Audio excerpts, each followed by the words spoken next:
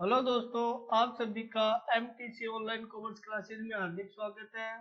मैं भुजनलाल वर्मा आज आपके लिए जो करंट अफेयर क्लासेज है वो लेके आया हूँ, जो कि 5 जून से रिलेटेड है।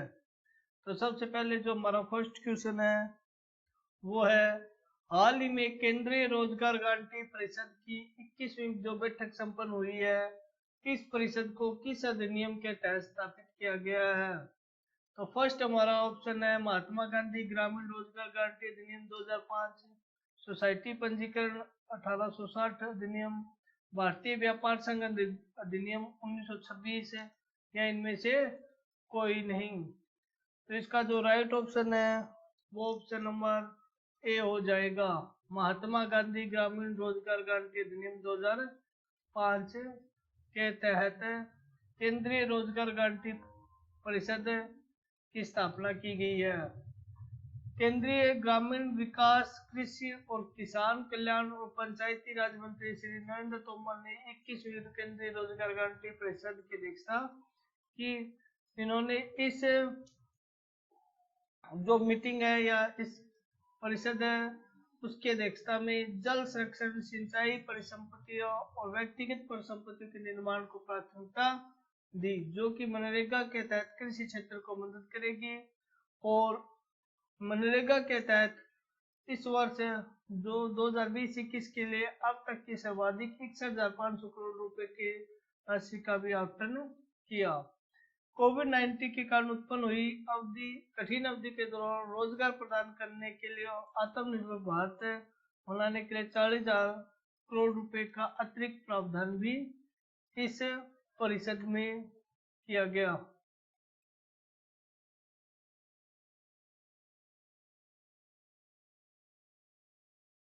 सेकंड क्वेश्चन है, जो विमल दुल्का समिति है जो हाल ही में सुर्खियों में रही है, उसका किससे संबंध है?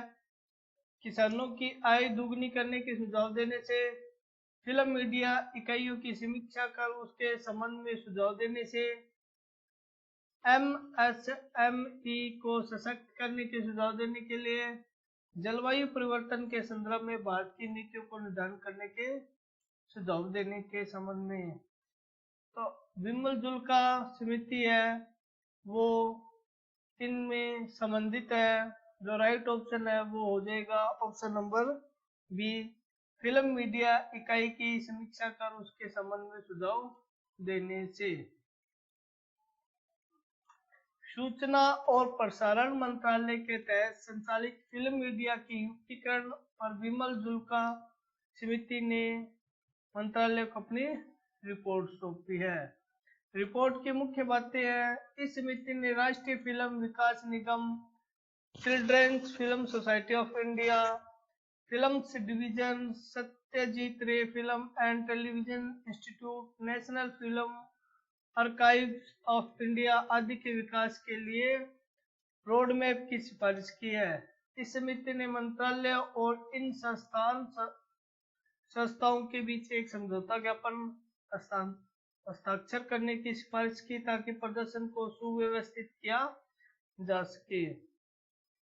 इसकी जो सिफारिशें है वो मुख्य रूप से इस समिति ने फिल्म प्रमोशन फंड बनाने की सिफारिश की है। इस फंड का उपयोग संतत फिल्म निर्माताओं को व्यावसायिक फिल्म बनाने के लिए किया जाएगा। समिति ने राजस्व सर्जन को बेहतर बनाने और संस्थाओं को वित्तीय रूप से आत्मनिर्भर बनाने के उपाय भी सुझाव है।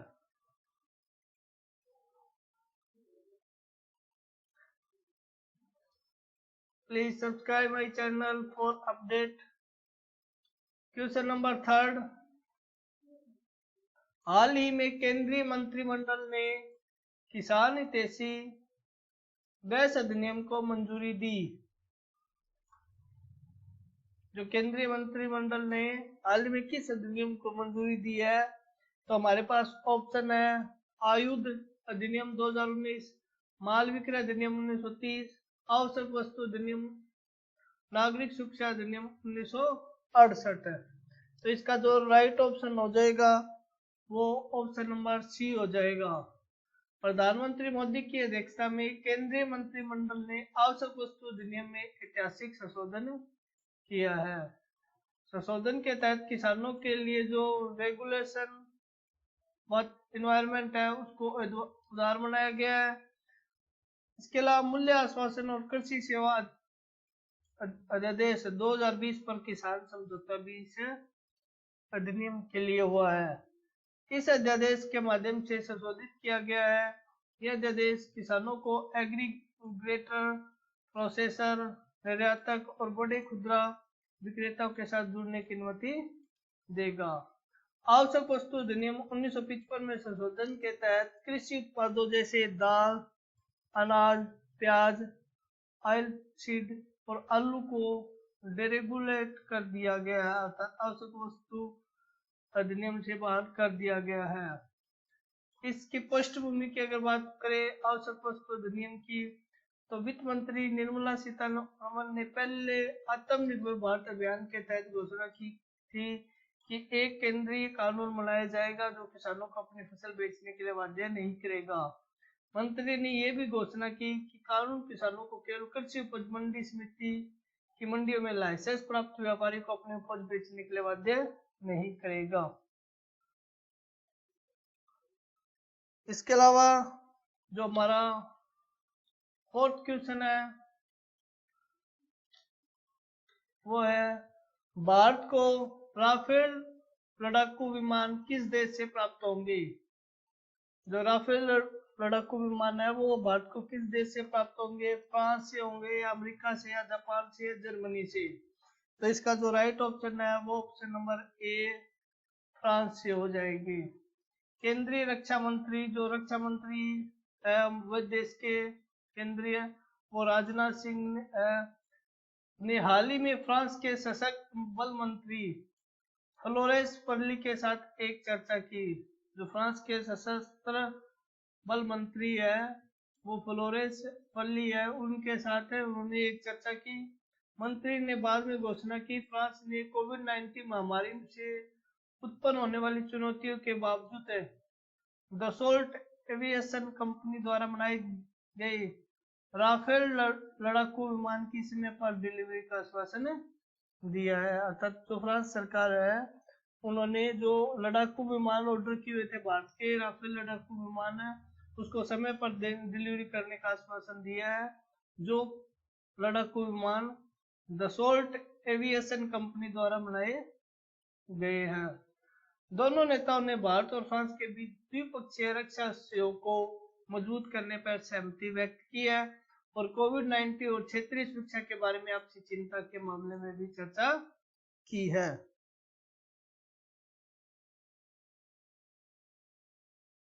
क्वेश्चन नंबर 5, ब्रिटेन में भारत के अगले उच्चायुक्त के रूप में किसे नियुक्त किया गया। ऑप्शन है रमेश कुमार, जयप्रकाश, शशिकांत, गायत्री आई कुमार। तो इसका जो राइट ऑप्शन हो जाएगा वो हो जाएगा Gayatri I Kumar, option number D. राजनई गायत्री आई कुमार को यूनाइटेड किंगडम अर्थात ब्रिटेन में भारत के अगले उच्चायुक्त के रूप में नियुक्त किया गया है। वह 1986 बैच की भारतीय विदेश सेवा के अधिकारी है, IFS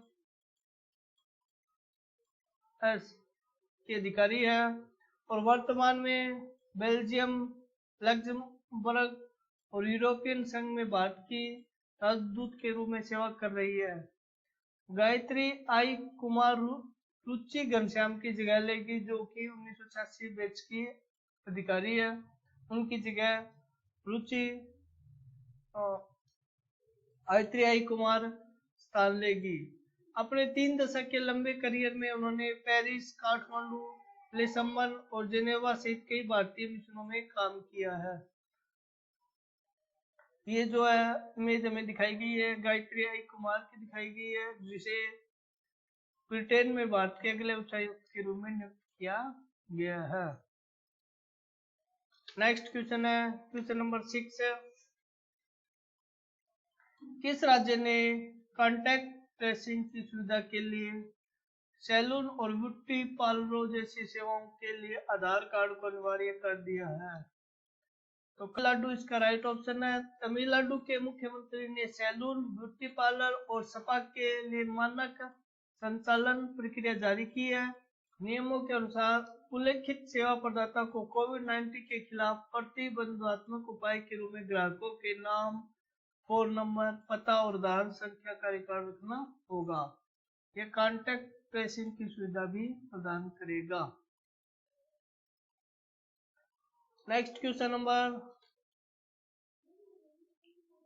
अगर हम तमिलनाडु के बारे में बात करें तो तमिलनाडु की स्थापना 26 जनवरी 1950 को हुई थी। इसकी राजधानी है वो चेन्नई है और इसकी राजकीय भाषा है वो तमिल है। तमिलनाडु के पहले जो मुख्यमंत्री थे वो श्री PS कुमारस्वामी राजा जी थे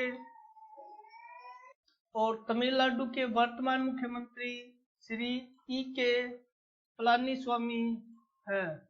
पहले राज्यपाल श्री आर्किबाल्ड एडवर्ड्स नाई जी थे और वर्तमान राज्यपाल श्री कोनिजेटी रोसैया जी है। इसका राजकीय पशु नीलगिरी है और राजकीय फूल कंदल है। राजकीय पेड़ ताड़ है। राजकीय पक्षी पन्ना कबूतर है और इसका जो क्षेत्रफल है वो 1,30,058 वर्ग किलोमीटर है। तमिलनाडु का सबसे बड़ा नगर चेन्नई है। तमिलनाडु के लोक नृत्य भरतनाट्यम, कुम्मी, कोल्टम, कावड़ी आदि है। तमिलनाडु की नदियां कावेरी, बेलार, अमरावती, बेगुई, पलार, सिद्धार आदि है। इसके अलावा तमिलनाडु की जो सीमाएं हैं वो आंध्र प्रदेश, केरल, हिंद महासागर, पांडुचेरी, बंगाल की खाड़ी, ये इसकी तमिलनाडु की सीमाएं लगती है। इसकी जो प्रमुख कृषि उत्पादन है वो चावल, ज्वार, बाजरा, मक्का, मूंगफली, गन्ना, चाय, काजू आदि है और इसका प्रमुख पर्यटक स्थल है ऊटी, इलागिरी, कांचीपुरम, श्रीरंगम, रामेश्वर, कन्याकुमारी। और तमिलनाडु के जो प्रमुख उद्योग है वो सूती कपड़ा उद्योग, चमड़ा उद्योग, सीमेंट, कागज, माचिस, ऑटोमोबाइल आदि इसके प्रमुख उद्योग है। अगर तमिलनाडु में जिलों की बात करें तो जिलों की संख्या 32 है। लोकसभा की सीटें 39 है। राज्यसभा की सीटें 18 है और विधानसभा की सीटें 235 सीटें हैं तमिलनाडु में। इसके उच्च न्यायालय, जो तमिलनाडु का उच्च न्यायालय है वो मद्रास उच्च न्यायालय है। इसके अलावा दोस्तों हमारा नेक्स्ट क्वेश्चन है, किस देश ने डिस्पेंसर पंप वाले कंटेनर में अल्कोहल आधारित हैंड सैनिटाइजर के निर्यात पर प्रतिबंध लगा दिया है? अर्थात किस देश ने जो डिस्पेंसर पंप है वाले जो कंटेनर तैयार किए जाते हैं उनमें अल्कोहल आधारित सैनिटाइजर के निर्यात पर प्रतिबंध लगा दिया है? तो इसका जो राइट ऑप्शन है वो हो जाएगा भारत। भारत ने जो डिस्पेंसर पंप वाले कंटेनर है, ये डिस्पेंसर पंप वाले कंटेनर, ये डिस्पेंसर पंप है और ये जो मनी बैग कंटेनर है उनमें अल्कोहल आधारित हैंड सैनिटाइजर के निर्यात पर प्रतिबंध लगा दिया है। क्योंकि विदेश मंत्रालय महानिदेशालय की अधिसूचना के अनुसार किसी अन्य रूप या पैकेजिंग में निर्यात किए गए अल्कोहल आधारित हैंड सैनिटाइजर की निर्यात की अनुमति दी जाएगी।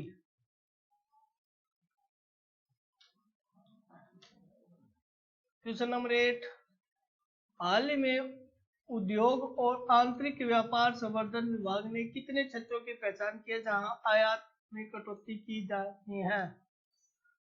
हमारे पास ऑप्शन है 10, 12, 15 और 16। तो इसका जो राइट ऑप्शन है वो ऑप्शन नंबर ए हो जाएगा 10 उद्योग और आंतरिक व्यापार संवर्धन विभाग ने 10 क्षेत्रों की पहचान की है जहाँ पे आयात में कटौती की जानी है। इसमें कपड़ा, गहने, मोबाइल, रतन, फार्मास्यूटिकल फार्मास्यूटिकल्स, इलेक्ट्रॉनिक मशीनरी आदि शामिल होंगे। इसमें मुख्य बिंदु क्या है? भारत सरकार ने हाल ही में जूते, फर्नीचर, एयर कंडीशन में आत्मनिर्भर बनाने के लिए निर्धारित लक्ष्यों को बल दिया है। सरकार ने 10 अन्य क्षेत्रों में आत्मनिर्भर बनाने के लिए भी योजना बनाई है। जो ये 10 क्षेत्र इनमें भी आत्मनिर्भर बनाने के लिए योजना बनाई है, इसलिए इन क्षेत्रों में आयात में कटौती की गई है। इनका उद्देश्य क्या है? इसका उद्देश्य है 10 क्षेत्रों को विशेष रूप से चुना क्योंकि भारत इन क्षेत्रों में प्राकृतिक लाभ प्राप्त करना चाहती है, इसलिए थोड़ा सा प्रोत्साहन इन क्षेत्रों को देश की ताकत बनाने में सक्षम करेगा। सरकार ने घरेलू स्तर पर बने उत्पादों की गुणवत्ता लक्षित करने के लिए आयात में कटौती का निर्णय किया है। अगर भारत के आयात के बारे में देखें तो भारत ने वर्ष 2019-20 में 467.2 बिलियन अमेरिकी डॉलर के माल का आयात किया है, जिसमें से चमड़े और चमड़े के उत्पादों की संख्या 1.01 मिलियन डॉलर, 37.7 बिलियन डॉलर की मशीनरी और 4.2 बिलियन डॉलर के मशीन टूल का आयात शामिल है। नेक्स्ट क्वेश्चन है हमारा क्वेश्चन नंबर 9। केंद्रीय मंत्रिमंडल ने किसके बीच समझौता ज्ञापन को मंजूरी दी है? हाल ही में केंद्रीय मंत्रिमंडल ने किन के बीच जो समझौता ज्ञापन है उनको मंजूरी दी है? तो भारत और भूटान, भारत और नेपाल, भारत और बांग्लादेश, भारत और अमेरिका। तो इसका जो राइट ऑप्शन हो जाएगा भारत और भूटान। प्रधानमंत्री मोदी की अध्यक्षता में केंद्रीय मंत्रिमंडल ने भारत और भूटान के बीच जो समझौता ज्ञापन है उसको मंजूरी दी है। पर्यावरण के क्षेत्र में सहयोग को बेहतर बनाने के लिए दोनों देशों के बीच समझौते पर हस्ताक्षर हुए हैं। मुख्य बिंदु इसमें क्या है? यह समझौता भारत और भूटान के बीच दीर्घकालीन सहयोग को बढ़ावा देने में मदद करेगा। साथ ही ये पारंपरिकता और पारंपरिक लाभों के आधार पर प्राकृतिक संसाधनों की सुरक्षा और प्रबंधन में मदद करेगा। इस समझौते के अनुसार दोनों देशों ने वायु अपशिष्ट, जलवायु परिवर्तन और रासायनिक प्रबंधन के क्षेत्र में अपने सहयोग का विस्तार करने की सहमति प्रकट की है।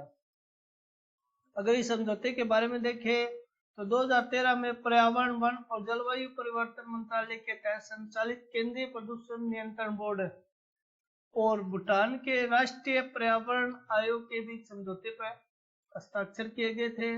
दोनों देशों ने पर्यावरण क्षेत्र में अपना सहयोग जारी रखने पर सहमति प्रकट की थी। उसी के चलते हुए ये समझौता किया गया।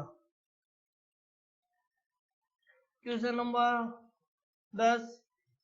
हाल ही में कोलकाता बंदरगाह ट्रस्ट का नाम बदल के किसके नाम पर कर दिया गया? जो कोलकाता बंदरगाह ट्रस्ट है उसका नाम बदलकर किसके नाम पर कर दिया गया है? तो हमारे पास ऑप्शन है दीनदयाल उपाध्याय, श्यामा प्रसाद मुखर्जी, अटल बिहारी वाजपेयी, सरदार वल्लभ भाई पटेल। तो इसका जो राइट ऑप्शन हो जाएगा वो option number B, Shyama Prasad Mukherjee. जो हाल ही में केंद्रीय मंत्रिमंडल है उसने कोलकाता पोर्ट ट्रस्ट का नाम बदलकर श्यामा प्रसाद मुखर्जी पोर्टल करने की अनुमति दी है। बंदरगाह का नाम बदलने की घोषणा प्रधानमंत्री नरेंद्र मोदी ने 11 जनवरी 2020 को की थी। अक्टूबर 2019 में श्यामा प्रसाद मुखर्जी के नाम पर चेनानी नासिरी सुरंग का नाम भी बदल दिया गया था। यह सुरंग जम्मू और कश्मीर की सबसे लंबी सुरंग है और NH-44 पर स्थित है। यह द्विदिशात्मक और श्रीनगर और जम्मू के बीच 30 किलोमीटर की दूरी को कम करती है। इससे यात्रा का जो समय है वो 2 घंटे कम हो जाता है। अर्थात प्रधानमंत्री नरेंद्र मोदी ने जो कोलकाता पोर्ट ट्रस्ट है उसका नाम भी श्यामा प्रसाद मुखर्जी रख दिया गया और 2019 में उन्होंने श्यामा प्रसाद मुखर्जी के नाम पर जो चेनानी नासिरी सुरंग था उसका नाम भी श्यामा प्रसाद मुखर्जी रख दिया गया है। श्यामा प्रसाद मुखर्जी के बारे में अगर देखें तो ये हमें श्यामा प्रसाद मुखर्जी की इमेज दिखाई गई है। श्यामा प्रसाद मुखर्जी एक राजनेता, शिक्षाविद व बैरिस्टर थे। इनका जन्म 2 जुलाई 1901 को कोलकाता में हुआ। वे पंडित जवाहरलाल नेहरू की सरकार में उद्योग व आपूर्ति मंत्री थे। जम्मू कश्मीर के मुद्दे पर पंडित नेहरू से मतभेद होने के कारण वे भारतीय राष्ट्रीय कांग्रेस से अलग हो गए 1951 में उन्होंने राष्ट्रीय स्वयंसेवक संघ की सहायता से भारतीय जन संघ की स्थापना की, जिसे बाद में भारतीय जनता पार्टी के नाम से जाना जाने लगा। अर्थात पहले जो भारतीय जनता पार्टी थी उसे भारतीय जनसंघ की उपाधि दी गई, अर्थात के नाम से जाना गया। गौरतलब है कि डॉक्टर श्यामा प्रसाद मुखर्जी ने अनुच्छेद 370 कड़ा विरोध किया था। इस संदर्भ में उन्होंने कहा था, एक देश में 2 विधान, 2 प्रधान और 2 निशान नहीं चलेंगे। इसके विरोध में डॉक्टर मुखर्जी 1953 में कश्मीर के और भूख हड़ताल की। उनका निधन 23 जून 1953 में जम्मू कश्मीर में हिरासत में रहस्यमय परिस्थितियों में हो गया।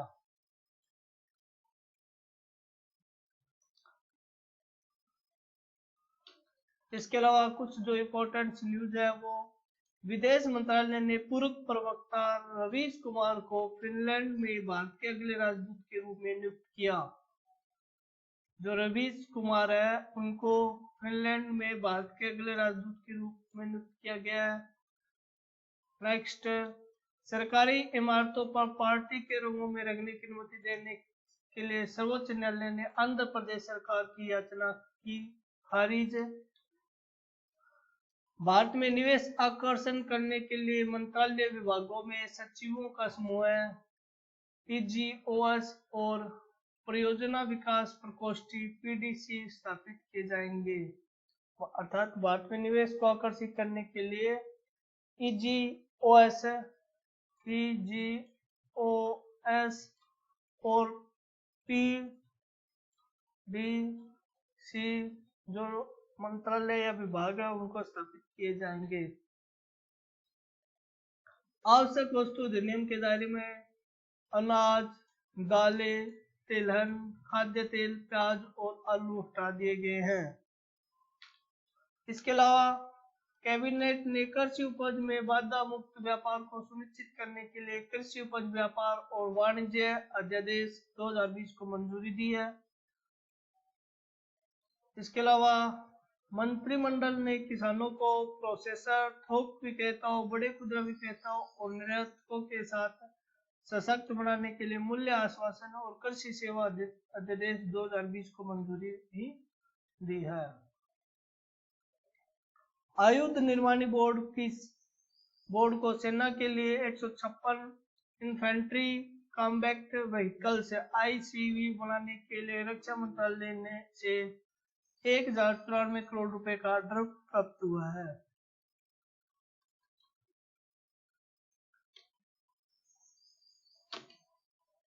नेक्स्ट जो हम एक संघ के बारे में डिस्कस करते हैं, तो आज की क्लास में जो हमारा संघ है वो अंक्टाड है, जो कि यूनाइटेड नेशन से संबंधित है। अंक्टाड के बारे में अगर बात करें तो इसका पूरा नाम है the United national conference on trade and development. जो इसकी स्थापना है वो 1964 में हुई। ये एक स्थायी अंतर सरकारी निकाय के रूप में स्थापित किया गया था।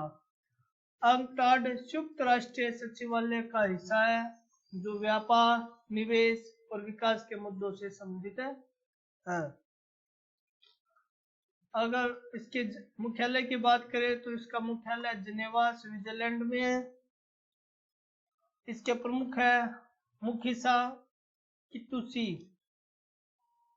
अंक्टाड के जो मुख्य है अध्यक्ष है वो मुखिसा कितुसी है।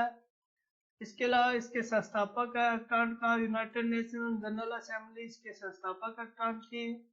इसकी स्थापना 30 दिसंबर 1964 को हुई, परंतु इनका गठन है जो वो भी 30 दिसंबर 1964 55 साल पहले हो गया। और इसके जो पेरेंट्स ऑर्गेनाइजेशन है, इसके संस्थापक जो संघ है वो United nation general assembly, United national secretariat है। थैंक यू दोस्तों, आज की क्लास में हम इसी पे चर्चा करेंगे। नेक्स्ट मिलते हैं नेक्स्ट क्लास के साथ। Please subscribe my channel for updates.